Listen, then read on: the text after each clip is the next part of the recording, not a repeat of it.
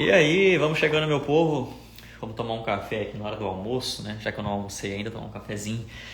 Pessoal, a nossa live de hoje, a nossa pílula do crescimento de hoje tem o seguinte tema: não coloque todos os ovos na mesma cesta. Esse é o nosso tema de hoje. É uma pílula do crescimento, né? Você vai tomar essa pílula aí. É mais uma questão estratégica, né? Boa tarde para quem está chegando. Valdir Santos, advogado. Aí o meu amigo Kevin está chegando. Boa tarde a todo mundo que vai chegando aí. Bom, não coloque todos os ovos na mesma cesta. O que essa frase quer dizer, né? Essa frase ela é bem importante e ela vem nos ensinar muita coisa aqui para os advogados, que é sobre estratégia e sobre precificação. Eu vejo que tem muito advogado que falha na hora de precificar, falha na hora de atuar, falha na hora de criar a estratégia do negócio porque coloca todos os ovos na mesma cesta. E aí eu quero até ler um texto aqui para iniciar essa nossa reflexão que eu achei bem interessante. Olha só. Até na obra de Shakespeare há uma passagem que remonta à ideia de não colocar todos os ovos na mesma cesta. Olha só, isso é de 1500. Olha que interessante, ó. Lógico que isso é no contexto marítimo da época, né? Da peça teatral O Mercador de Veneza, que foi escrita por volta de 1500. Olha só, né? Em 1500 já tinha essa sabedoria e hoje tem gente que ainda erra isso, né? Isso é velho, isso é mais velho do que o mundo e tem gente que ainda erra. Tem gente que despreza as sabedorias antigas, né? Olha isso aqui, ó. Nela, logo no primeiro ato, o protagonista Antônio, experiente comerciante da famosa cidade italiana e dono de cargas, então ele era um comerciante lá em Veneza, que é uma cidade cortada por vários rios, para quem não conhece, é uma cidade famosa por ter esse tráfego de rios e embarcações, né? Então, esse Antônio, ele era um comerciante e ele era dono de cargas, né? Que era muito comum naquela época lá, tá? E aí, olha só, ele disse que nem mesmo o mar furioso o deixaria preocupado com seus pertences. Então, ele trabalhava mandando embarcações e esse Antônio falava que o mar, por mais furioso que seja, né, e naquela época o mar era muito temido, né, porque tinha pouca tecnologia, então as pessoas tinham medo do mar, medo de viajar no mar. E ele falava que nem mesmo o mar furioso preocupava ele com os pertences dele, por mais que ele mandava embarcações milionárias ali, ele não tinha medo do mar. Por quê? Vou explicar. Ó, veja no trecho a seguir o motivo de ele estar tranquilo sobre suas cargas. Então ele falava que ele não se preocupava com as suas cargas, por mais que ele mandava cargas milionárias ali, caras, né, ricas, todo mundo tinha medo do mar, todo mundo tinha medo de tomar um prejuízo, igual hoje, né? Igual hoje, todo mundo tem medo de investir porque tem medo de tomar um prejuízo, todo mundo tem medo de abrir um negócio ou se dedicar numa coisa, se dedicar por anos em algo porque tem medo de dar errado. Naquela época, ele que era um comerciante, um dono de cargas, ele não tinha medo. Por que ele não tinha medo? Sendo que todos os colegas dele tinham medo. Então, olha só que interessante, ó. Eu vou ler o trecho da obra aqui, ó. Abro aspas. Sou grato à minha sorte, mas não confio nunca os meus haveres a um só lugar e a um barco. Simplesmente nem depende o que tenho dos azares do corrente ano. Apenas não me deixam triste, por conseguinte, as minhas cargas. Olha só, vou ler de novo para quem não conseguiu entender. Ó. Sou grato à minha sorte. Sou grato à minha sorte, mas não confio nunca os meus haveres a um só lugar e a um barco. Simplesmente nem depende o que tenho dos azares do corrente ano apenas. Não me deixam triste, por conseguinte, as minhas cargas. Então, ó, mesmo que a sorte seja, né, uma grande aliada de um experiente navegante, como é o caso dele aqui, né? Se ele colocasse todas as cargas em apenas um barco, isso ia ser um tiro no pé para ele, né? Então, o que ele fazia? Ele não colocava tudo num barco só. Ele não mandava a mercadoria tudo num barco só. Ele mandava um pouco em cada barco. Por quê? Se acontecesse um problema com o barco dele, o outro ia suprir.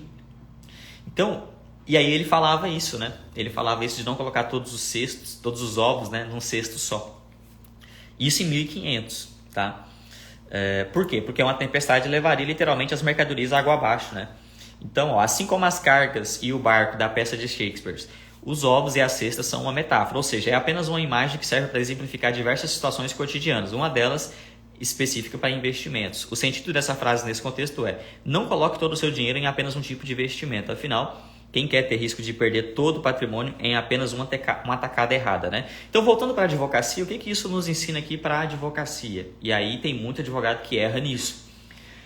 Cara, não é inteligente você colocar tudo em um produto só. Eu vou dar um exemplo, revisão da vida toda. Eu vi que tinha muito advogado gastando dinheiro com revisão da vida toda, fazendo tráfego pago. O cara ficava dia e noite fazendo prospecção de causas de revisão da vida toda. Sabe, gastando dinheiro com tráfego pago, fechando contrato, fazendo petição inicial.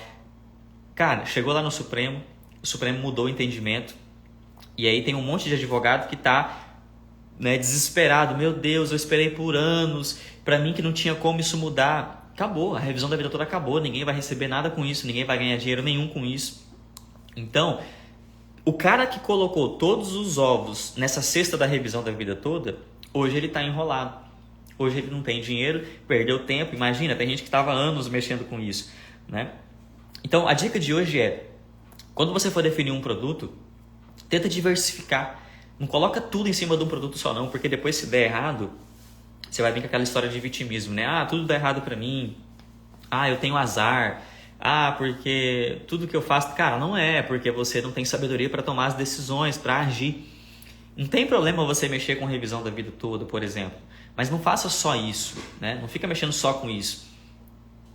E advogado tem essa mania, né? Quando uma ação começa a dar certo, o advogado começa... isso aqui tá dando dinheiro, né? Essa frase é horrível e o pessoal usa. O que tá dando dinheiro? Um tempo atrás, por exemplo, ações de RMC. Aí todo mundo tava querendo entrar com ações de RMC. Aí começou a mudar um pouquinho o entendimento, os advogados já começaram a ficar desesperados, né? Então, ontem mesmo eu conversava com um colega, né? Que está fazendo captação de clientes, fazendo prospecção de clientes que estão recebendo energia elétrica, que paga energia elétrica de forma indevida. São agroindústrias que em vez de pagar a energia elétrica como agroindústria, paga como empresa urbana. Então eles estão pagando uma tarifa errada. Você pode entrar com uma ação judicial para você, por exemplo, rever essa cobrança de energia.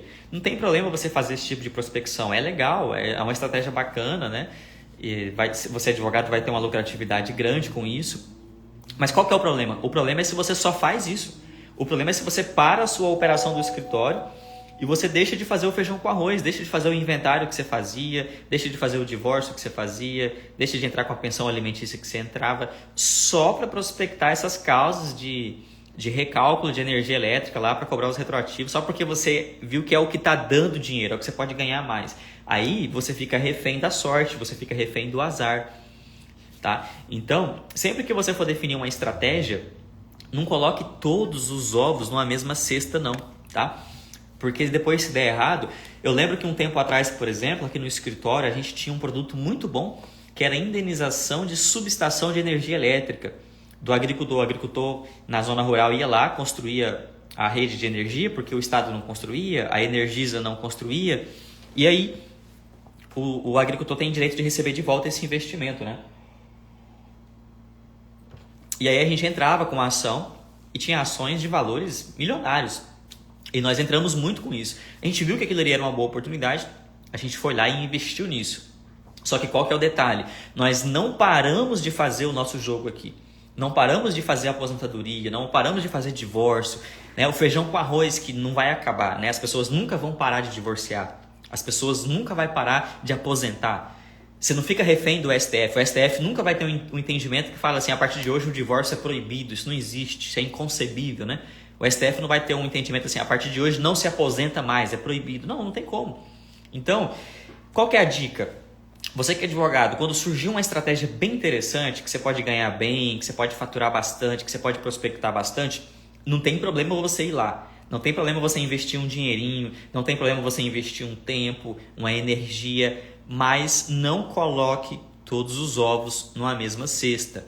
Não pare de fazer o que você fazia antes ali, tá bom? Porque aí você não vai ficar refém de uma mudança de entendimento. Principalmente, advogado, quando é algo que depende de entendimento. A gente sabe que os nossos tribunais estão cada vez mais sem segurança jurídica, mais instáveis. A gente sabe que o Brasil não é um país muito honesto. Tem muita gente por aí mudando de entendimento para favorecer uma empreiteira, uma empresa grande, né? Aqui, por exemplo, a gente vê É incrível como que os tribunais vêm mudando de entendimento favoravelmente a grandes empresas como Energisa, como, por exemplo, empresas de aviação. Hoje, para você conseguir um dano moral, por exemplo, contra a Energisa, por exemplo, ou contra empresas de aviação, contra a Azul, por exemplo, e tal, cara, é quase um suplício, né? O cliente tem que quase morrer dentro do avião ali.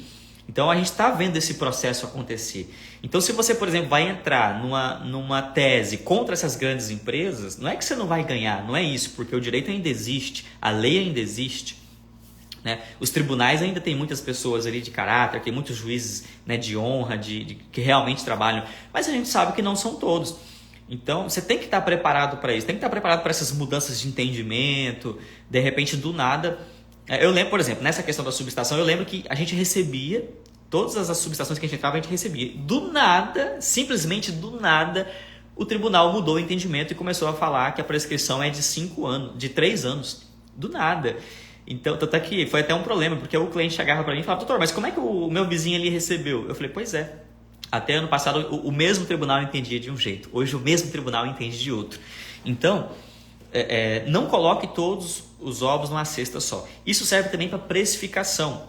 Tá? Você que é advogado, na hora que você vai precificar, você tem que ter uma diversidade de precificação.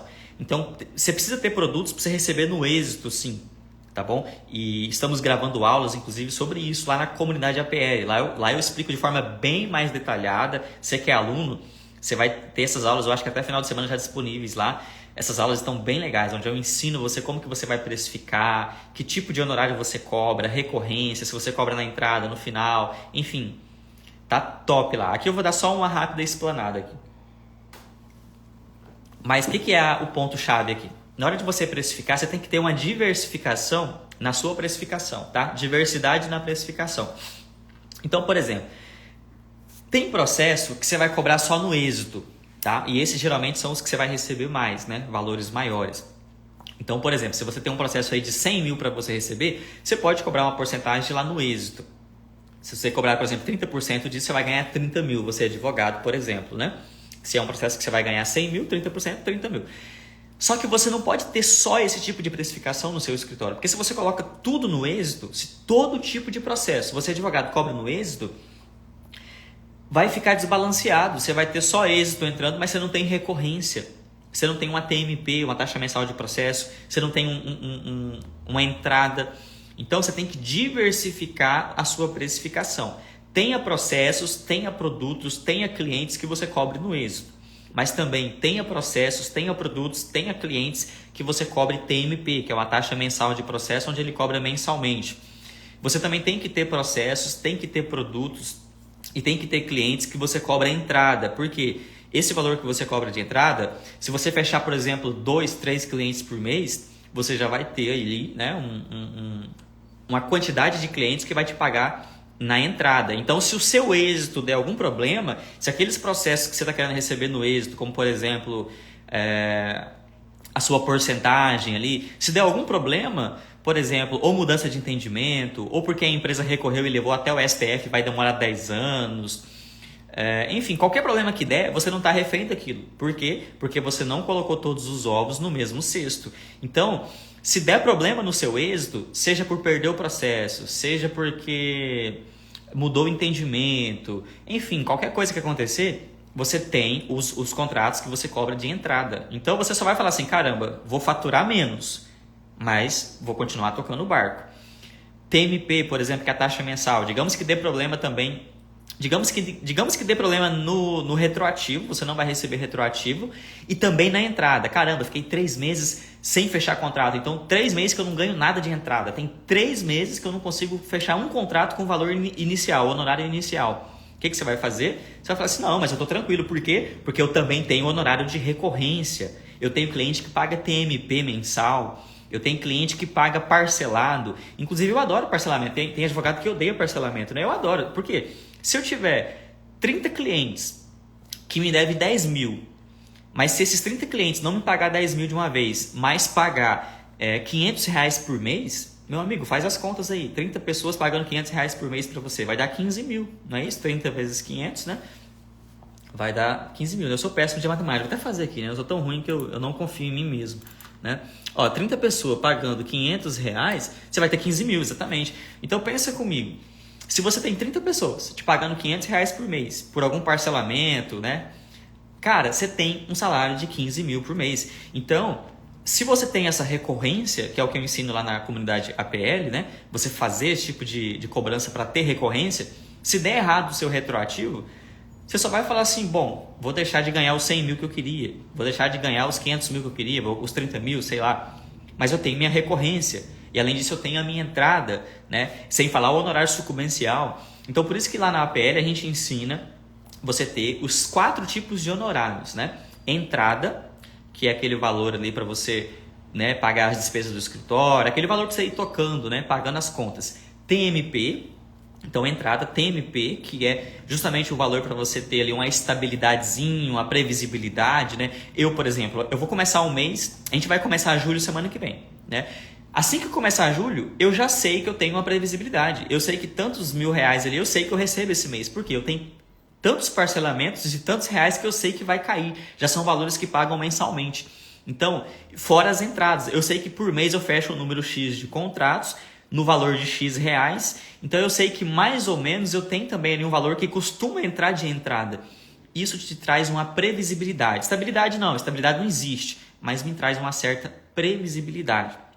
E aí você vai economizando, vai juntando capital de giro, você vai tendo também aquela reserva de emergência, que eu sei que tem coach que fala que não tem que ter e tal, mas na hora do aperto, na hora da pandemia, na hora que o dinheiro não entra, tem que ter a reserva de emergência, aí não adianta, né, não tem para onde fugir. Então olha só, os 4 honorários que nós ensinamos a cobrar lá. Você pode cobrar entrada, como eu disse, né, para você ter ali uma mínima previsibilidade, TMP, dentro do que você conseguir para você ter a previsibilidade.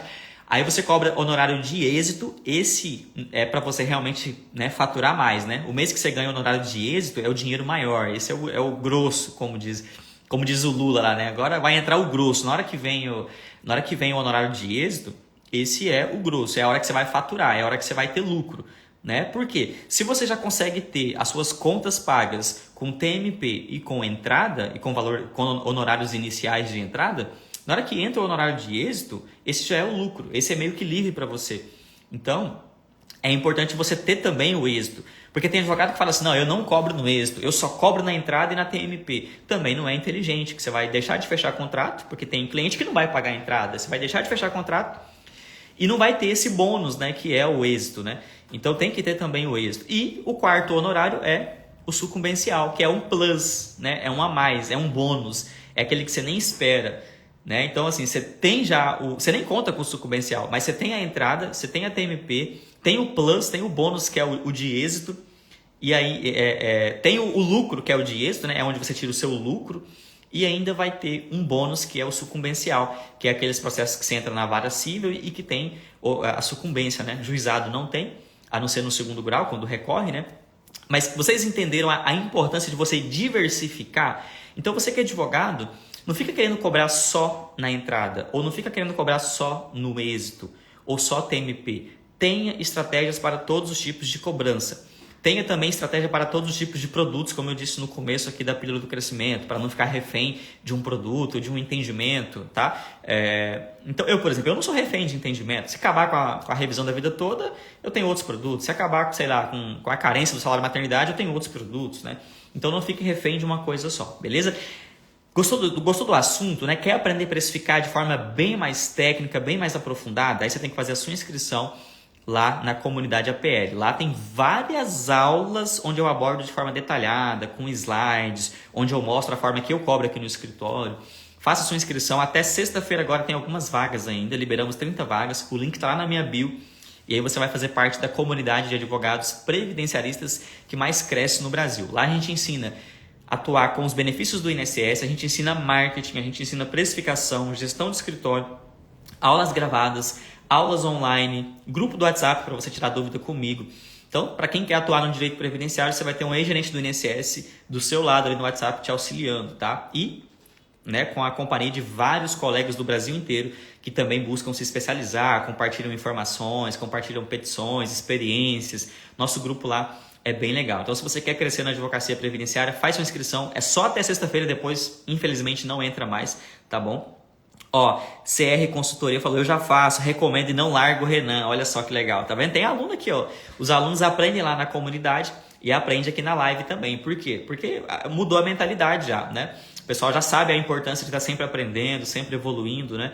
Então o pessoal tá na aula online, tá lá no grupo e tá aqui também, tá? Um abraço, tamo junto. Gente, é isso, tá? Fico por aqui, espero que tenham gostado aqui da nossa pílula do crescimento da advocacia de hoje. Um abraço para todo mundo. Se você gostou, compartilha com um colega advogado aí, para ele também fazer parte, né? Ó, a Malu falou, quero me matricular em breve. Malu, não perde chance não, tá? Porque quem entrou na outra turma já pagou mais barato.